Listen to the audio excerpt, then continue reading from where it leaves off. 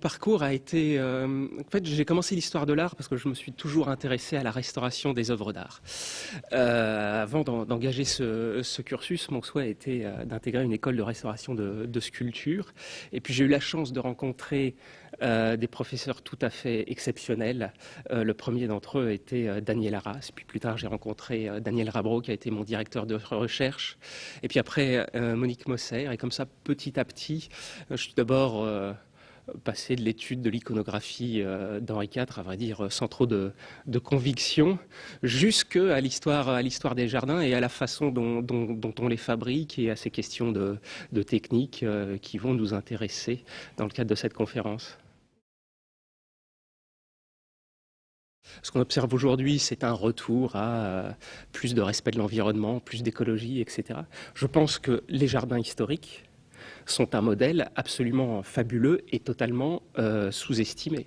Quand on regarde le travail de Lenôtre, mais avant ça déjà le travail d'Olivier de Serres, on y trouve tout un tas de conseils, ou alors il faut dans le travail de Lenôtre décrypter des conseils pour une appréhension extrêmement intelligente, judicieuse, fine du terrain. Et l'aménagement ne se fait pas contre la nature, mais se fait vraiment avec la nature. Et je pense que c'est dans ce sens-là qu'il faut voir les choses et essayer de peut-être aujourd'hui développer l'apport de l'histoire des jardins à ce qu'on construit aujourd'hui.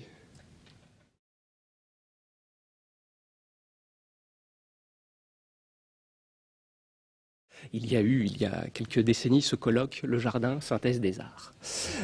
Déjà, ça vous place la difficulté du sujet, puisqu'il faut embrasser un champ de compétences absolument immense. Et par champ de compétences, il faut mettre champ et compétences au pluriel. Et puis, l'étude des jardins ne peut pas se faire que dans une direction. Enfin, on voit qu'en étudiant les jardins, on met un peu le doigt dans de multiples engrenages qui vous emmènent très très loin. On pourrait étudier les jardins à partir du sens, à partir de la technique, de l'histoire des styles, de la diffusion des styles. En fait, il y a de multiples façons d'aborder cette histoire-là. C'est quelque chose qu'on réinvente sans cesse. Je pense que c'est lié à une interprétation.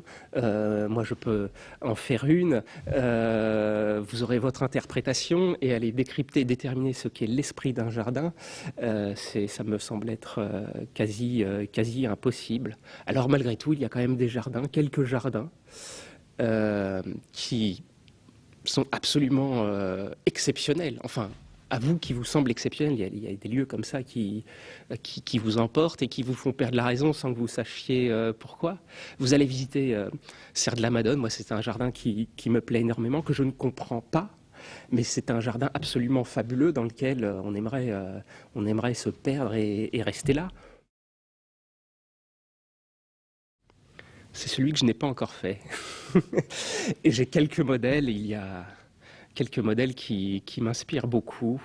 Le travail d'André Lenôtre m'a beaucoup inspiré, encore que ce qu'il reste de ces jardins aujourd'hui est, à vrai dire, je pense, bien différent de ce qu'ils étaient autrefois. Mais en tout cas, dans son travail, il y a quelque chose qui m'inspire, ça c'est sûr. Et puis il y a sinon, ouais, je pense, le travail de certains paysagistes, plutôt aristocrates, personnes extrêmement cultivées, d'un esprit extrêmement fin, des années 20-30, je pense au vicomte de Noailles, à Lawrence Johnston, justement, ce qu'on a appelé les gentlemen gardeners, dans lequel on pourrait ajouter aussi un certain nombre de femmes qui, je pense, avaient, sans avoir jamais rien écrit sur la conception de leur travail, quelque chose d'extrêmement profond, complexe, qui faisait appel à leur culture historique du jardin. Ils étaient tous excellents botanistes. Et, ils avaient également une culture architecturale et appartenaient à un milieu social qui échangeait beaucoup, énormément. dans une certaine mesure, ça me laisse plein de perplexité. Plein de perplexité. Mais ça, c'est peut-être lié à mon vilain parcours d'historien de l'art. Pourquoi? Parce que ce que je constate, c'est que la tendance depuis 20 ans, enfin il y a une tendance depuis 20 à 30 ans dans les jardins, enseignée dans les écoles de paysage, mais aussi promue par tout un tas de publications, qui est de mettre en avant et de considérer à la limite que tout doit passer par le végétal. Un jardin, ce sont des plantes. Et je pense que pour tout un tas de personnes, faire un beau jardin, c'est avant tout mettre des plantes, de belles plantes, des plantes rares. Et il y a aujourd'hui un peu cette sorte de manie des plantes qui font un peu oublier tout le reste. Or, le jardin, c'est aussi de l'architecture, c'est de la distribution dans un jardin. Un jardin, c'est fait d'eau, de terre, de maçonnerie, de volume, etc. Avant de mettre les plantes qui peuvent être, je vais être un peu provocateur là-dessus finalement, la couche finale qu'on vient mettre, un peu de décor, c'est comme un tapis qu'on vient poser à la fin. Avant d'en arriver là, il faut, je pense, en revenir pour faire des choses bien à tout le reste. Et pour l'aménagement de la ville aujourd'hui, se focaliser uniquement sur le végétal serait peut-être une erreur. En tout cas, il y a certains arbres que je vois sur les trottoirs de ville qui me font souffrir parce qu'il n'y a pas de place pour leurs racines.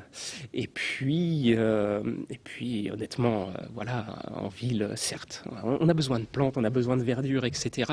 Mais je pense que ce serait dommage que ça mène trop souvent à des aberrations, et est-ce qu'il ne faudrait pas décréter d'arrêter tout pendant une année, de réfléchir, de prendre du recul, et puis d'en arriver à des choses peut-être beaucoup plus... qui nous emmèneraient beaucoup plus loin.